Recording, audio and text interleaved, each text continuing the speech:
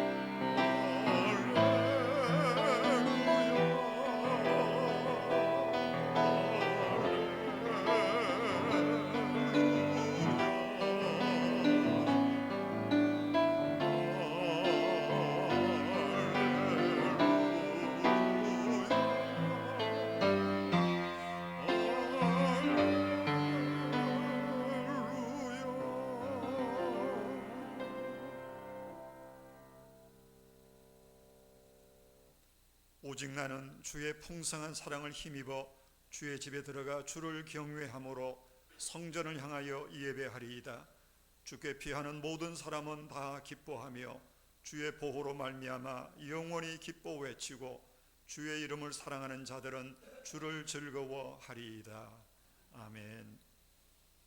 죄인들을 구원하시려고 독생자를 이 땅에 보내주신 하나님, 베풀어 주신 그 크신 사랑과 은혜를 생각하며 성전으로 올라와 예배를 드립니다.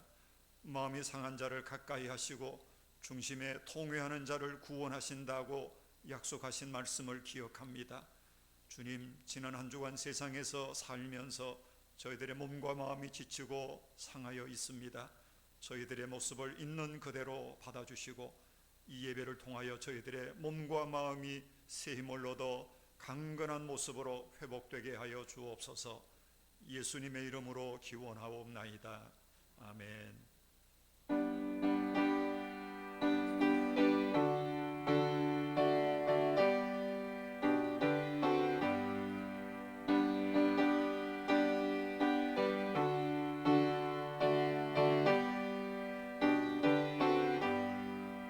찬송하는 소리서 사랑 기뻐하도다. 하늘 아버지의 이름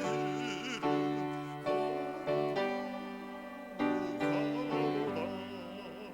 세상 사람 찬양하자. 거룩하신 하나님께 할렐루야.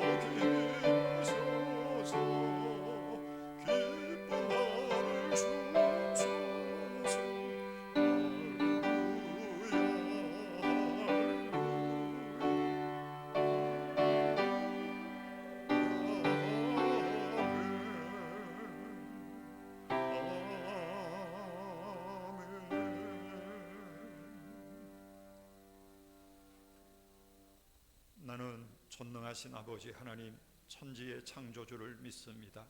나는 그의 유일하신 아들 우리 주 예수 그리스도를 믿습니다. 그는 성령으로 잉태되어 동정녀 마리아에게서 나시고 본디오 빌라도에게 고난을 받아 십자가에 못 박혀 죽으시고 장사된 지 사흘 만에 죽은 자 가운데서 다시 살아나셨으며 하늘에 오르시어 전능하신 아버지 하나님 우편에 앉아 계시다가 거기로부터 살아있는 자와 죽은 자를 심판하러 오십니다. 나는 성령을 믿으며 거룩한 공교회와 성도의 교제와 죄를 용서받는 것과 몸의 부활과 영생을 믿습니다. 아멘. 오라, 우리가 서로 변론하자. 너희의 죄가 주홍 같을지라도 눈과 같이 희어질 것이요 진홍같이 붉을지라도 양털같이 희게 되리라. 아멘. 하나님 앞에서 우리는 용서받아야 할 죄인들입니다. 주께서 우리의 연약한 심령을 불쌍히 여기시고 정결케 하시기를 구하며 이제 침묵으로 조용히 참회의 기도를 드립니다.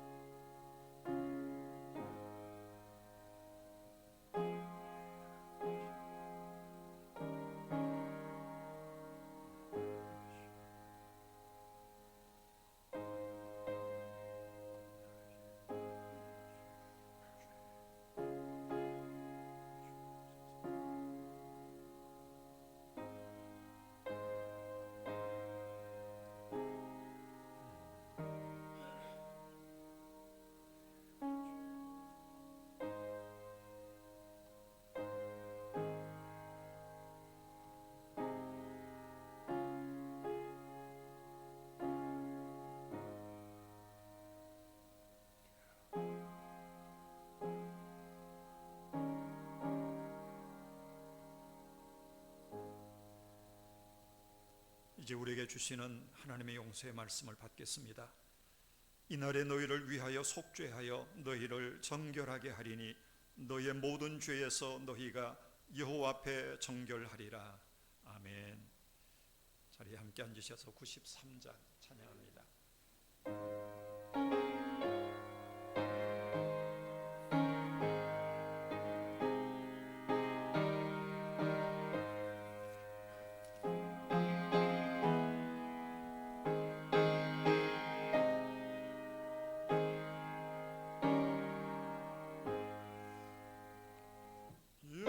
예수는 나의 힘이요 내 생명 되시니 구주 예수 떠나 살며 죄 중에 빠지리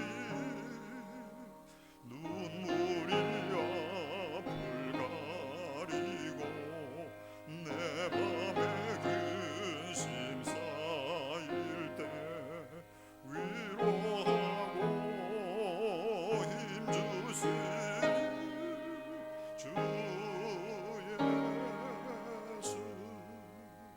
예수 나의 힘이요 내 친구 되시니 그 은혜를 간구하며 풍성히 받으리 햇빛과 비를 주시니 주수할 곡식 많도다 귀한 열매 주시니 주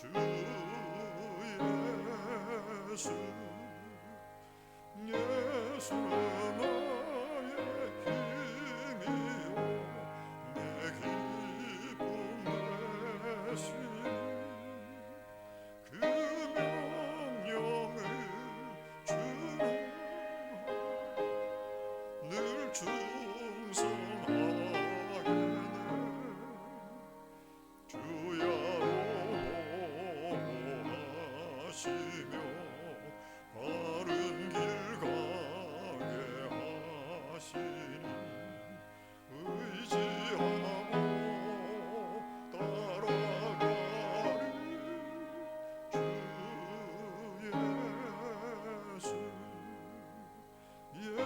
예수 나의 힘이요 내 소망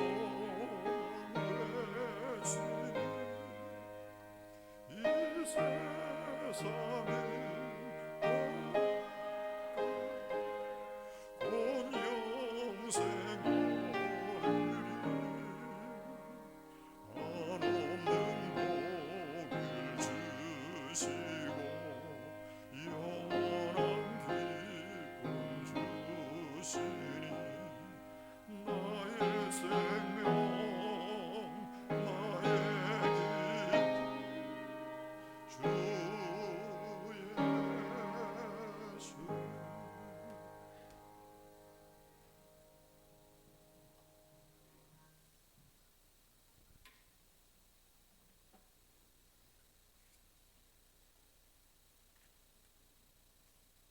자비로우시고 고마우신 하나님 아버지, 오늘도 하루를 허락하사 복되고 은혜를 온 날 되게 하옵소서. 시작이 엊그제 같은데 벌써 한 해가 다가고 마지막 달을 맞았습니다. 지난날의 삶이 모두가 하나님의 은혜로 살아왔습니다. 그 은혜로 말미암아 우리 교회는 한 사람도 어려움없이 그 바이러스를 이기는 우리들 되게 하시니 감사합니다. 우리가 주님의 은혜라 믿습니다. 우리들의 삶이 이토록 어려워지고 힘들어가는 세월 속에서 하나님의 도우심 없이 살기는 어려운 세상입니다. 불쌍히 여기시고 한 사람도 빠짐없이 강건케 인도하여 주시옵소서. 특별히 어려운 시간 속에서 하나님의 사랑과 하나님의 믿음이 잊혀지지 않도록 도와주시옵소서. 모두가 건강한 모습으로 지나게 하시고 하나님의 음성이 늘 사모하며 살게 하여 주시옵소서. 특별히 목사님 건강을 살피사 강건케 붙들어 주실 줄 믿고 우리 주 예수 그리스도 이름으로 기도드립니다. 아멘.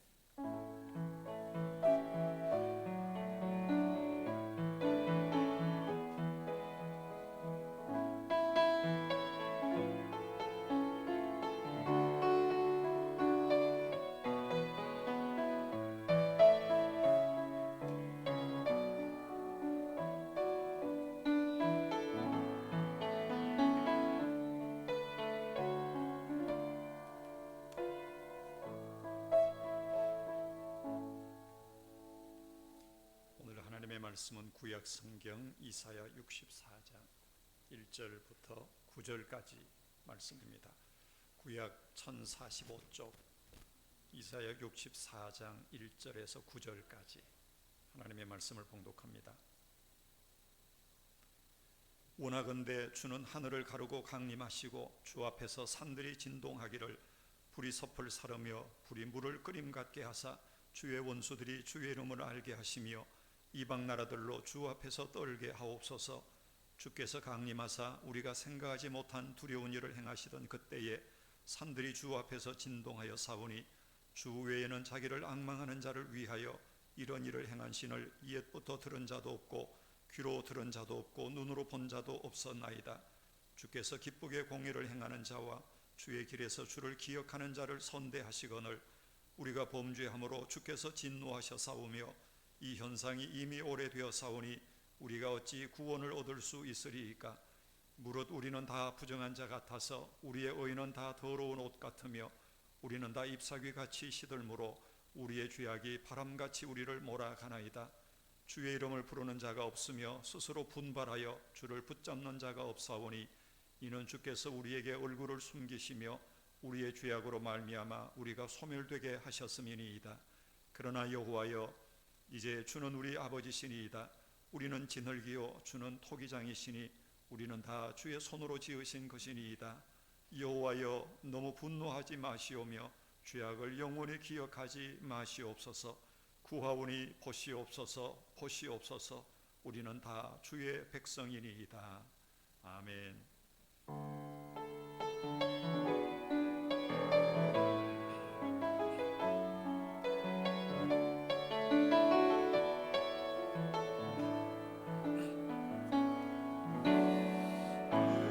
예수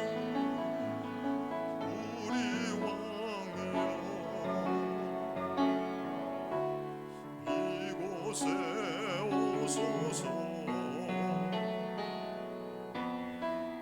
보좌로 주여 임하사 찬양을 받아주소서 주님을 찬양하오니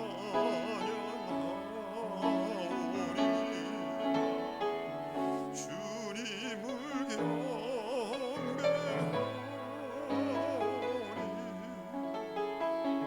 왕이신 예수여 오셔서 좌정하사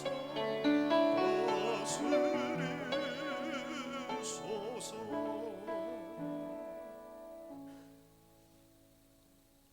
오늘은 예수 그리스도께서 오심을 기다리는 대림절 두 번째 주일입니다. 이 대림절이 우리에게 주는 굉장히 중요한 메시지가 있습니다. 그건 바로 하나님을 믿는 이들에게는 절망이 없다 하는 것입니다. 하나님을 믿는 이들에게는 결코 절망이 없다. 여러분 믿으시죠? 그 이유가 있습니다. 첫 번째 이유는 우리가 믿는 하나님은 전능하시기 때문입니다. 옛말에도 그런 말이 있죠. 하늘이 무너져도 솟아날 구멍은 있다. 앞도 막히고 뒤도 막히고 좌우가 다 막혀 있어서 꼼짝달싹하지 못하는 상황에도 단 한 군데 뚫린 데가 있잖아요. 하늘은 뚫려 있거든요.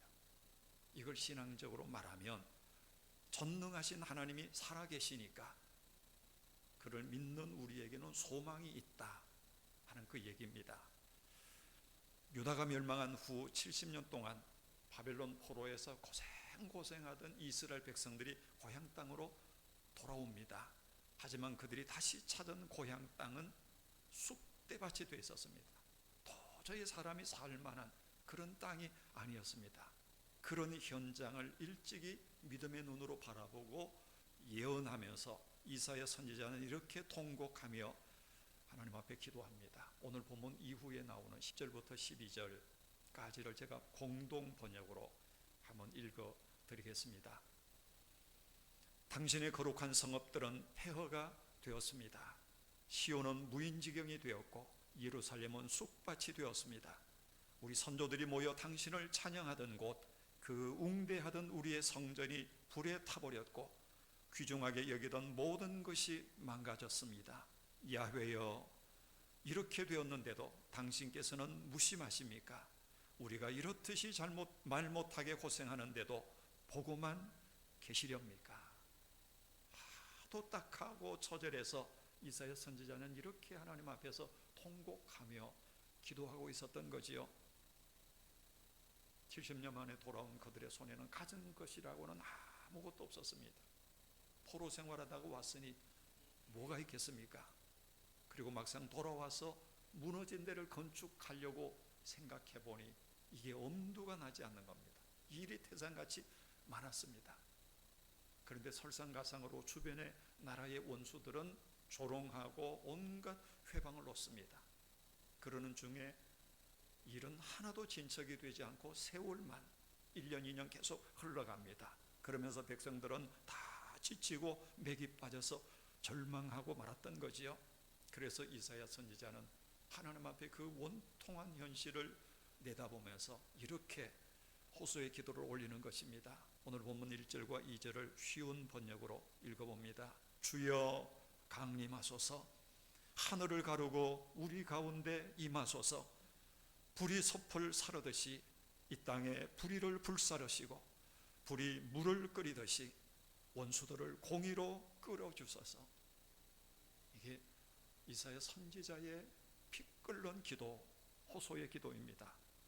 우리의 상황이 아무리 어렵고 힘들다고 하지만 그러나 천지를 지으신 하나님께서 하늘로부터 강림하셔서 우리를 도우시기만 한다면 우리는 결코 절망할 것이 없다 라고 하는 고백의 기도, 그 호소의 기도가 바로 이사야의 기도입니다. 그렇지요.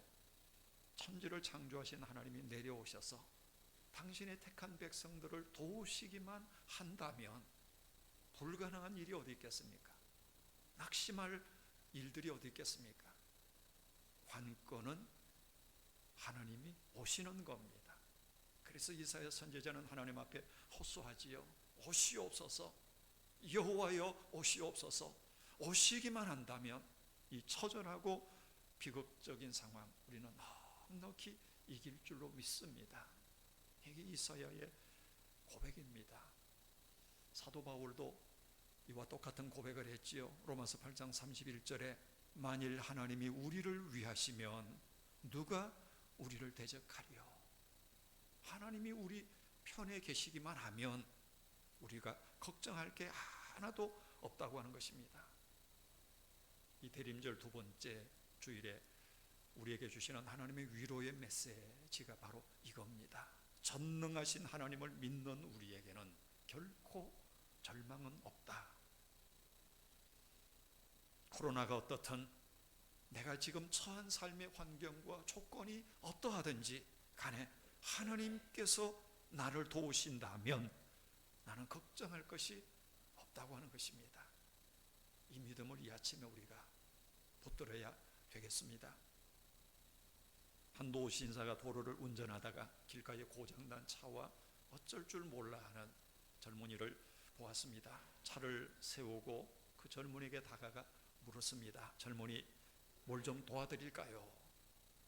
그랬더니 이 젊은이가 대답합니다. 고맙긴 합니다만 제가 이래봐도 1급 자동차 정비사입니다. 이런 내가 못 고치는 걸 노인께서 어떻게 고치시겠습니까? 그래도 이 노신사가 다시 한번 말합니다. 그래도 내가 한번 해볼까요? 그러면서 이 노신사가 차로 다가가서는 여기저기를 살피고 망치를 들고 몇 군데를 2번 땅땅 쳤습니다. 그리고 난 다음에 말합니다. 시동 한번 걸어보세요. 못 믿었다는 듯이 이 젊은이가 차에 올라서 시동을 걸었는데 웬걸요?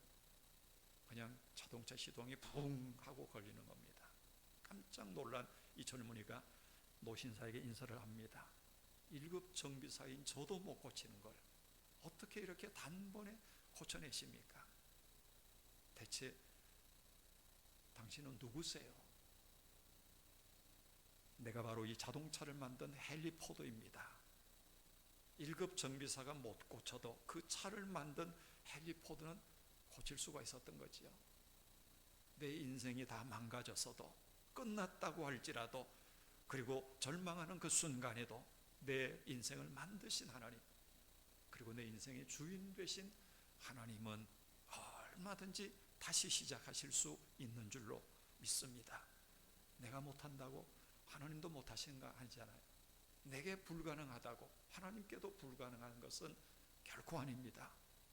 하나님은 다 망가진 내 인생도 완전히 새롭게 하실 수 있는 전능하신 하나님, 천지의 창조의 주인이시기 때문에 그런 것입니다. 망해버린 조국을 바라보며 유다 백성들은 통곡합니다. 어째 하나님이 70년 동안이나 우리를 돌아보시지 않는단 말인가? 그 하나님께 원망하고 절망하고 낙심합니다. 그런 이스라엘 백성들을 향해서 선지자 이사야는 이렇게 위로합니다. 이사야 40장 27절 이하의 말씀입니다. 이스라엘아, 어째서 너는 여호와께서 내 고통을 돌보지 않으며 내가 원통한 일을 당해도 무관심하다고 말하느냐? 너는 알지 못하느냐? 듣지도 못했느냐? 여호와는 영원하신 분이시며 온 세상을 창조하신 분이시라는 것을. 그는 피곤하거나 지치시지 않으며 그의 깊은 생각은 우리가 헤아릴 수 없다. 피곤한 자에게 힘을 주시고 무능한 자에게 능력을 더하신다. 소년이라도 피곤하고 지치며 청년이라도 넘어지고 자빠지나 오직 여호와 하나님을 바라보고 그를 의지하는 자는 새 힘을 얻어 독수리처럼 날개치며 올라갈 것이다. 달려가도 지치지 않고 걸어가도 피곤치 않을 것이다. 여러분, 믿음이 뭐겠습니까? 믿음에 대해서 오해하는 사람들이 많습니다. 믿음은 자기 신념이라고 혹은 자기 확신이라고 이렇게 오해하는 사람들이 있다는 겁니다. 우리가 흔히 하는 말로 나는 할 수 있다, 불가능한 것이 없다, 소위 적극적 사고방식, 이걸 믿음이라고 생각하기도 합니다. 그러나 성경적인 믿음, 참된 기독교 신앙은 나는 할 수 있다 라고 외치면서 주장하는 적극적 사고방식이 아닙니다. 한때 우리나라에도 베스트셀러로 팔린 책, 미국의 유명한 부흥하는 교회 목사님이 쓴 긍정의 힘이라고 하는 그 책, 많이 팔리고 많은 사람들이 입에 회자가 되었습니다. 그러나 참된 기독교 신앙은 긍정의 힘이 아닙니다. 적극적 사고방식이 기독교 신앙은 아니라는 겁니다. 내가 아무리 할 수 있다고 100만 번을 외친다고 한들 안 되는 건 안 되는 거죠. 내가 어떻게 다 할 수가 있겠습니까? 전능한 존재가 아닌데 하나님만이 하시는 거지 나는 다 할 수가 없는 겁니다. 나는 결코 전능한 존재가 아니기 때문이지요. 그러니까 진정한 기독교 신앙이라고 하는 것은 뭐냐? 부족한 나를 바라보면서 절망하는 눈을 들어서 창조주 하나님, 그 전능하신 하나님을 바라보는 것, 그게 성경이 말하는 믿음이라고 하는 것입니다. 나를 보는 게 아니라 하나님을 바라보는 겁니다. 전능하신 그분을, 나는 비록 약하지만 나를 사랑하시는 하나님은 강하신 분이라고 그분을 믿고 그분을 붙잡는 것, 그게 기독교 신앙인 것입니다. 나는 비록 약하나 주 예수는 강하다. 나를 인도하시는 주님 곁에 가까이 가리라. 청년 시절에 참 많이 불렀던 복음성가입니다. 주님, 나는 약합니다. 나는 비록 약하지만 그러나 주님 강하시지 않습니까? 나를 이끌어 주시는 주님, 날마다 주님 곁에 가겠습니다. 이 신앙 고백이지요. 기독교 신앙은 불가능한 환경을 다 뛰어넘어서 역사하시는 그 전능하신 하나님 바라보고 그분의 섭리를 믿고 나가는 것입니다. 나를 보는 게 아니라, 나를 믿는 게 아니라 하나님 보고 하나님을 신뢰하는 것입니다. 그렇기 때문에 참된 기독교 신앙은 언제 강해집니까? 편안한 시절이 아닙니다. 오히려 그보다는 어렵고 힘든 환경 속에서 우리의 믿음은 더 온전해지고 성숙해지게 됩니다. 왜냐하면 우리가 다 경험하는 거잖아요. 환경이 좋고 일이 잘 풀릴 때는 너나 할 것 없이 나를 의지합니다. 전적으로 하나님 의지하는 것이 아니라 내가 해보니 잘 되더라, 나를 믿고 돈을 믿고 잘 풀리는 일을 믿고 거기에 내 인생을 맡기는 거지요. 하지만 하는 일마다 어그러지고 나갈 길조차도 보이지 않을 때 우리는 하나님을 온전히 의지하게 됩니다. 그래서 역경 중에, 고난 중에, 힘들 때 우리의 신앙은 오히려 굳세워지게 되는 것입니다. 그래서 우리가 이렇게 찬양하지요. 어려운 일을 당한 때 나의 믿음 적으나 의지하는 내 주를 더욱 의지합니다. 세월 지나 갈수록 의지할 것뿐일세 무슨 일을 만나도 예수 의지합니다. 하나님의 사랑을 사모하는 자, 하나님의 평안을 바라보는 자, 너의 모든 것 창조하신 우리 주님이 너를 얼마나 사랑하시는지 하나님께 찬양과 경배하는 자, 하나님의 선하심을 닮아가는 자, 너의 모든 것 창조하신 우리 주님이 너를 자녀 삼으셨네. 그 다음은 우리 같이 한번 읽어보실까요?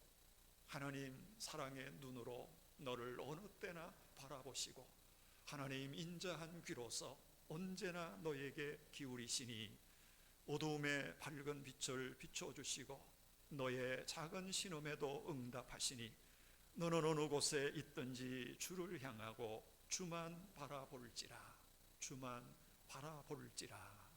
아멘. 여러분, 오늘도 우리의 예배를 받으시는 전능하신 하나님, 그 하나님의 전능하심, 능치 못하심이 없음을 믿으시지요. 그런 우리가 결코 절망하거나 낙심하지 말아야 합니다. 내 삶이 비록 어렵고 내가 처한 현실이 힘들다고 해도 낙심하지 말아야 합니다. 온전히 하나님 담대하게 바라보며 그분 주시는 언약 딱 붙들고 어떤 경우에도 흔들리지 않고 버텨내야 합니다. 그 하나님 믿고 이겨내시는 여러분 다 되시기를 주님의 이름으로 축복합니다. 우리가 어떤 경우에도 결코 절망할 수 없는 두 번째 이유, 첫 번째는 우리가 믿는 하나님이 전능하신 하나님이시기 때문이고, 두 번째는 하나님은 사랑의 아버지시기 때문입니다. 하나님은 우리를 사랑하시는 아버지시기 때문에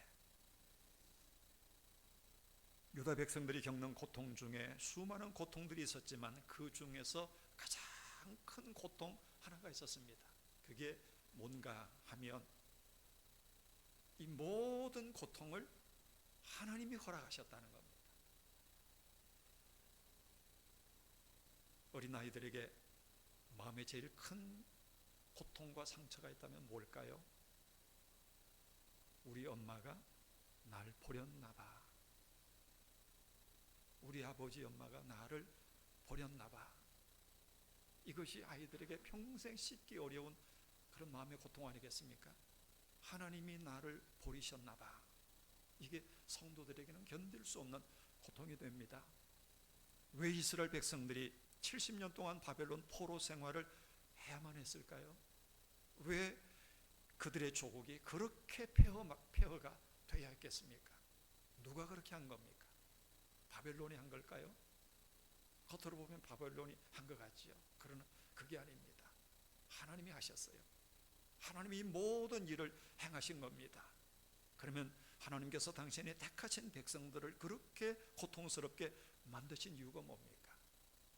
택한 백성 이스라엘이 하나님을 온전히 경외하지 않고 오히려 죄악에 물들어서 이방인들보다 더 악하게 살아가니까 하나님이 바벨론이라고 하는 매를 들어서 그들을 심판하신 거지요. 그러니까 이스라엘 백성들에게 가장 큰 절망은 하나님이 우리를 버리셨는지도 모른다. 우리의 죄 때문에 하나님이 우리를 버리신 건 아닐까? 왜 하나님은 70년 동안이나 우리를 돌아보시지 않는가? 이게 그들의 첫 번째 큰 고통이었습니다. 두 번째는 또 다른 고통이 있습니다. 그게 뭔가 하면 이런 고통을 면할 수 있는 길, 이 고통 중에서 희망이 있다고 하면 그건 단 하나밖에 없는데 그게 뭔가 하면 그것도 하나님이라는 겁니다. 하나님께 돌아가는 것 외에는 다른 희망이 없는 겁니다. 그런데 놀라운 것은 그들의 조상들이 지었던 그 죄를 똑같이 지금 그 후손들도 자기들도 짓고 있다고 하는 것입니다. 그러니 무슨 낯으로 하나님 앞에 나가서 용서를 구하고 하나님께로 다시 돌아갈 수가 있겠느냐 하는 겁니다. 그러니 희망이 보이지 않는 거지요. 그래서 5절 6절에 보니까 이렇게 말씀합니다. 주께서 기쁘게 공의를 행하는 자와 주의 길에서 주를 기억하는 자를 선대하시거늘. 하나님이 어떤 분이라 그랬습니까? 하나님은 공의를 행하는 자를 기뻐하시고 하나님을 경외하는 자를 선대하시는 분입니다. 그런데 우리는 어때요? 우리가 범죄함으로, 그런 하나님 앞에 우리가 다 범죄했으니 어떻게 하나님의 기쁨이 되고 하나님께로부터 선대함을 받을 수가 있겠냐는 겁니다. 여기에 그들의 아픔이 있고 절망이 있는 거지요. 그 다음을 또 읽어봅니다. 우리가 범죄함으로 주께서 진노하셨사오며 이 현상이 이미 오래되었사오니 우리가 어찌 구원을 얻을 수 있으리까? 우리는 다 부정한 자 같아서 우리의 의는 다 더러운 옷 같으며 우리는 다 잎사귀같이 시들므로 우리의 죄악이 바람같이 우리를 몰아가나이다. 줄여서 말하면 이런 거지요. 하나님만이 희망인데 그 하나님께 나아가는 길을 죄가 가로막고 있다는 겁니다. 그래서 하나님을 만날 수 없고 하나님께 갈 수 없고 부르짖어도 그 기도가 하나님께 들리지 않는다는 겁니다. 이게 이스라엘의 비극인 겁니다. 죄 때문에 하나님께 매맞고 있는데 그 죄가 하나님과 우리 사이를 가로막고 있어서 도무지 우리의 호소가 하나님 앞에 상달이 되지 않는다고 하는 것입니다. 이런 점에서 우리의 인생의 가장 비극적이고 절망적인 것은 바로 우리의 죄라고 하는 겁니다. 내가 처한 어떤 상황이 아닙니다. 왜냐하면 희망이신 하나님과 나를 가로막고 있는 가장 큰 장애물, 그게 우리의 죄이기 때문입니다. 죄는 우리로 하여금 하나님의 희망을 붙잡을 수 없게 만듭니다. 유일한 희망이신 하나님께 나아가는 길을 막아버립니다. 뿐만 아니라 죄는 나와 너 사이를 막는 담이 되기도 합니다.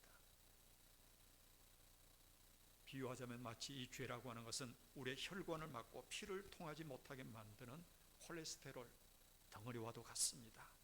죄는 주인의 생명을 위협하면서 죽을 때까지 자기 세력만 키워나가는 암덩어리와 같은 존재, 그게 죄입니다. 그러니까 이 죄를 해결하지 않고는 하나님께 나아갈 수 있는 길이, 희망이 보이지 않는 거죠. 이런 절망의 바닥에서 이사야는 희망의 작은 씨앗을 봅니다. 그게 오늘 본문 8절과 9절입니다. 그러나 여호와여, 그러나 여호와여, 이게 희망의 시작입니다. 우리는 아무 희망이 없어요. 그러나 하나님이여, 그러나 여호와여, 이제 주는 우리 아버지시니이다. 우리는 지늘기요 주는 토기장이시니 우리는 다 주의 손으로 지으신 것이니이다. 뭐라고 말하지요? 주는 우리의 아버지십니다. 우리는 다 주님의 손으로 지음받은 존재입니다. 하나님을 아버지라고 고백하지요. 그리고 9절에 보니까 여호와여, 너무 분노하지 마시오며 죄악을 영원히 기억하지 마시옵소서. 구하오니 보시옵소서, 보시옵소서. 우리는 다 주의 백성이니이다. 풀어보면 이런 거지요. 여호와 아버지여, 우리는 다 죄를 지었습니다. 매를 맞아도 망해도 쌉니다. 하지만 기억하소서, 하나님은 우리 아버지 아니십니까? 우리는 주의 소생이 아닙니까? 우리가 한낱 지늘긴 것을 잊지 마소서. 우리가 실수한 것, 잘못한 것 너무 오래 기억하지 마소서. 이 불쌍한 주의 자녀들을 용서하소서. 우리를 구원하소서. 이게 이사야 선지자의 끓는 기도입니다. 용서해달라고, 살려달라고, 그냥 하나님 옷자락 붙잡고 늘어지는 거지요. 하나님, 나 좀 도와주세요. 이대로 죽을 것 같아요.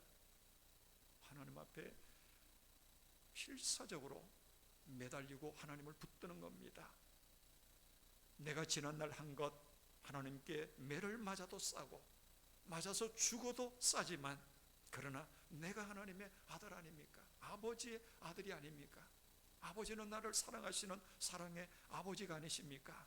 그러면서 그 아버지의 가슴 속으로 파고 들어가는 것, 이게 바로 이사야 선지자가 우리에게 전하는 우리의 희망이라고 하는 것입니다. 나의 모든 행실을 주여 기억 마시고 바른 길로 인도하소서. 나의 모든 행실을 어떻게 하라고요? 기억하지 말아주십시오. 만일 나의 지난날의 행실을 다 기억하시면 내가 아버지 앞에 무슨 낯으로 서겠습니까? 그러니 주여 기억하지 말아 주옵소서. 기쁠 때나 슬플 때 나와 동행하시며 밤낮으로 인도하소서. 내 모든 형편을 다 기억하시고, 후렴구는 더 놀랍죠. 내 형편은 어떻게 해달라고요?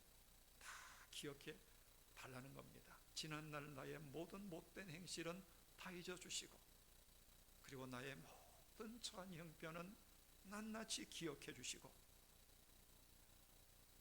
얼마나 얼굴이 두껍습니까? 늘 나와 동행하소서. 나의 생명 주 앞에 남김없이 드리니 주여 나를 지켜주소서. 나의 모든 실수를 주여 용서하시고 바른 길로 인도하소서. 주의 크신 사랑과 하늘나라 영광을 나도 전파하게 하소서. 이 땅 위의 모든 것 마지막 날 될 때에 주여 나를 받아주소서. 주의 얼굴 대할 때 귀한 상급 주시고 면류관을 쓰게 하소서. 1절의 가사 우리가 한번 뜻을 생각하면서 1절만 우리 함께 불러보겠습니다.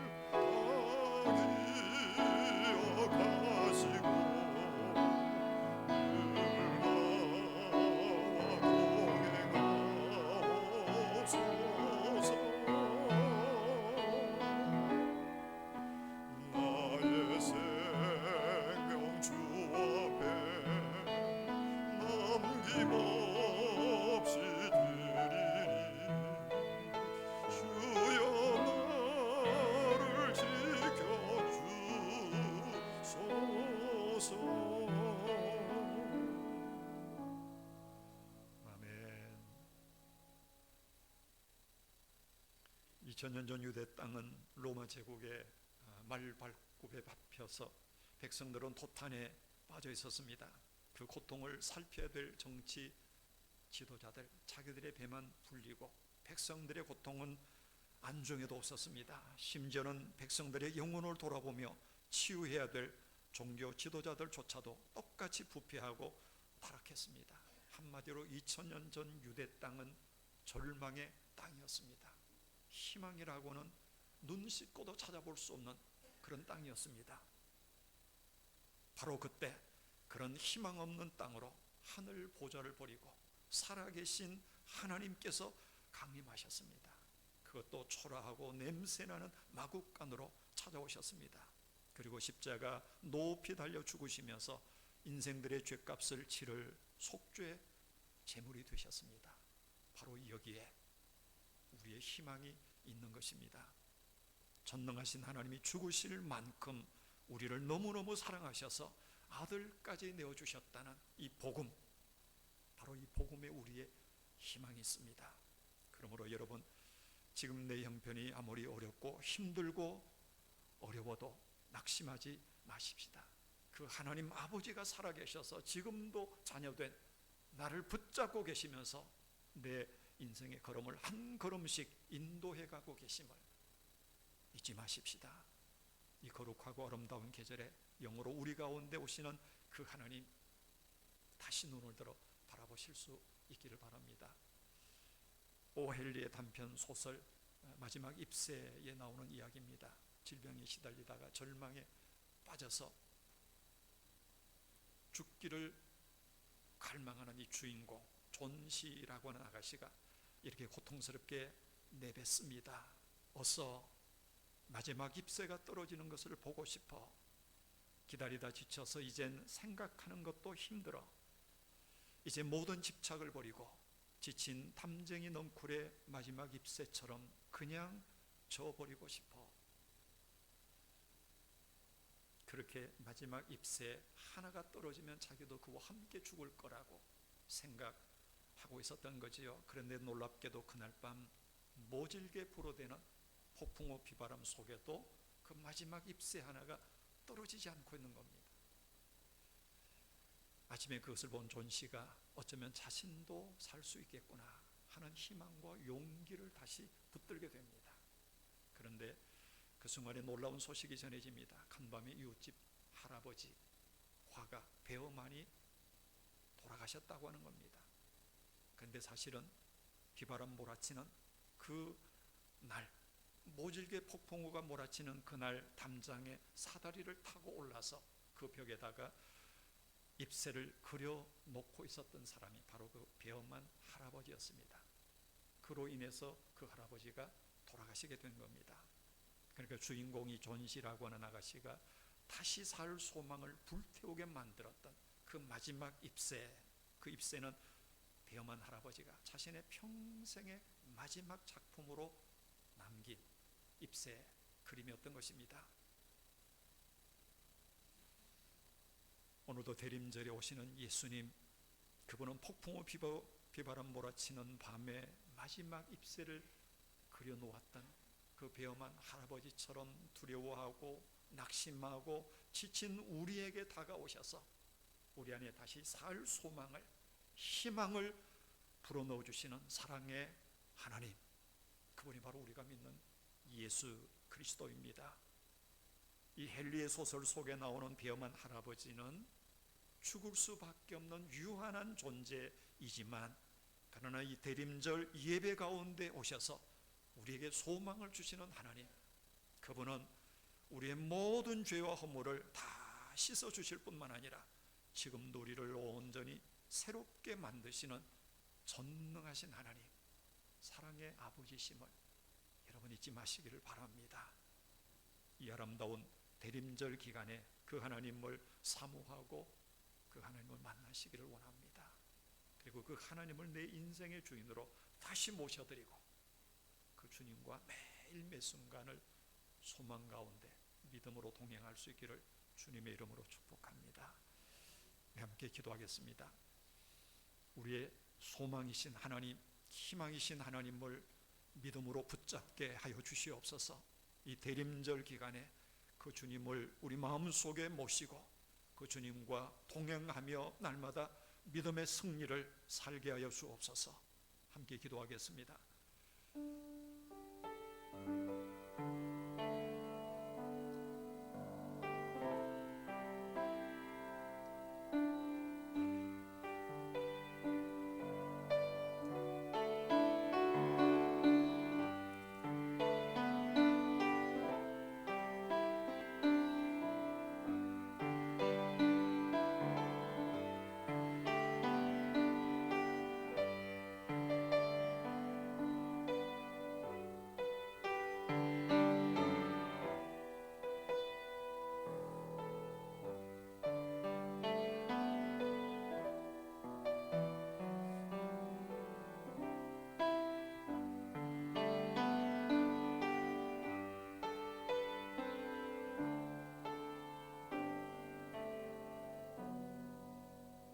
우리를 살리시려고 하나밖에 없는 아들까지 내어주신 사랑의 하나님을 찬양합니다. 이 대림절 기간 동안 아버지 품에 안기기를 원합니다. 그 사랑의 아버지를 만나기 원합니다. 그 주시는 힘과 용기와 희망으로 넉넉히 어려운 세상을 이겨나가도록 주님 도와주시옵소서. 우리 주 예수님의 이름으로 기도하옵나이다. 아멘.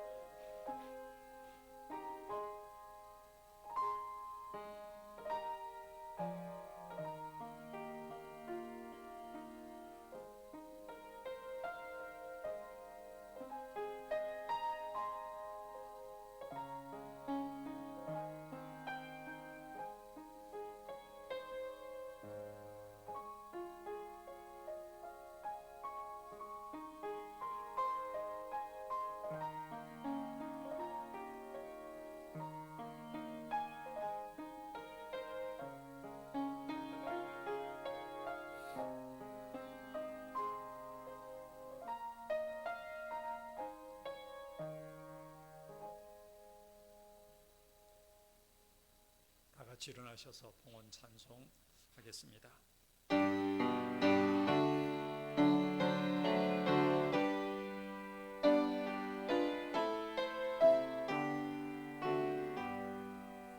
나의 보아들이니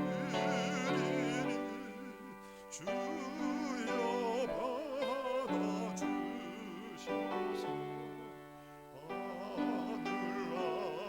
하늘나라를 위하여 주 뜻대로 쓰소서. 아멘.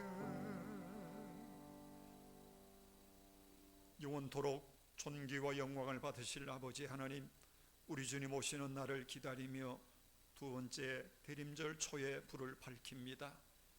예배하며 오늘도 베풀어 주신 주님의 은혜를 곰곰이 생각하고 감사하며 아버지께서 우리에게 허락해 주신 제물 가운데 일부를 정성껏 구별하여 예물로 올려드립니다.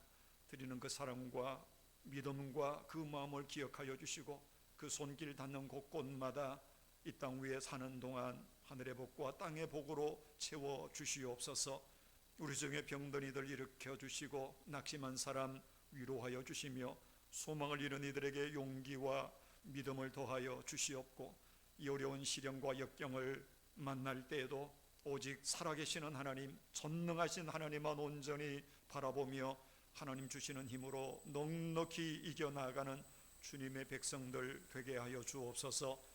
이 한 주간을 다시 오실 주님을 대망하며 이제는 영으로 우리 안에 와 계시는 예수님 바라보고 매 순간 주님을 따라 동행하게 하여 주시옵소서. 그리하여 어려움 가운데서도 낙심치 아니하고 감사하며 찬송하며 나아가는 믿음의 권속들 되게 하여 주시기를 원하오며 존귀하신 예수님의 이름으로 감사하며 기도하옵나이다. 아멘.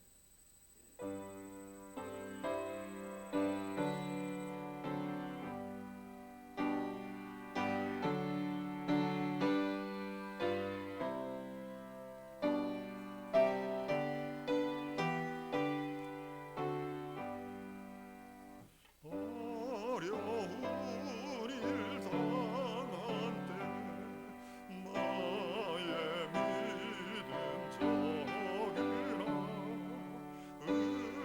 의지하는 내 주를 더욱 의지합니다.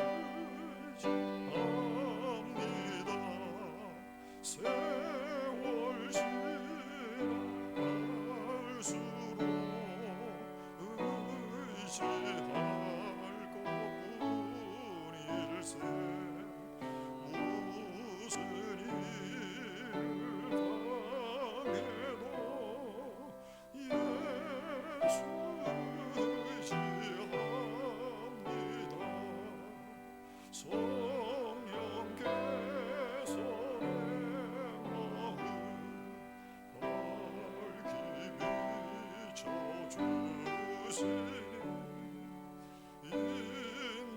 인도하심 따라서 주만 의지합니다. 세월 지나갈수록 의지할 뿐일세. 무슨 일을 당해도 예수 의지합니다. 밝을 때에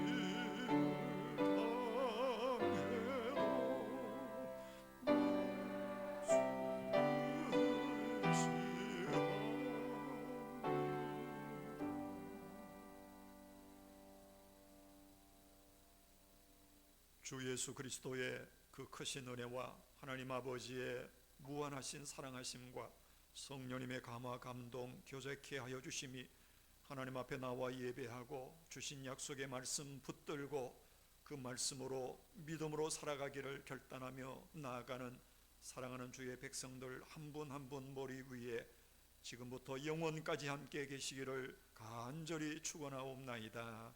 아멘.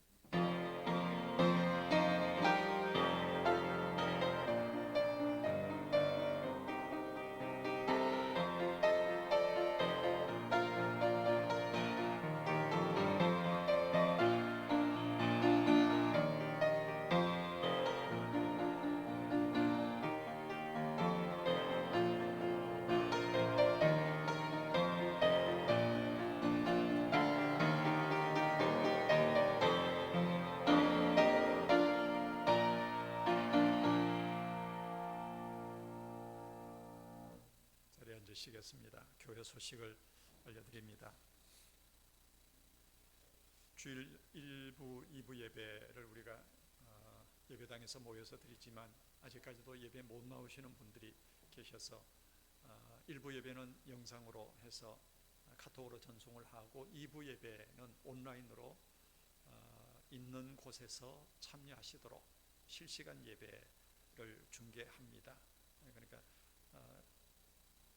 스마트폰을 가지고 계시는 분들이 대부분이고 또 컴퓨터가 있는 분들은 부산 우리 교회로 들어오셔서 2부 예배 시간에 예배 처음부터 마지막까지를 함께 온라인으로 실시간 참여하실 수 있다고 하는 것 알려드리고 아울러 수요 예배도 예배 시작부터 끝까지 전체를 실시간으로 온라인 예배 참여할 수 있도록 그렇게 중계를 하고 있습니다.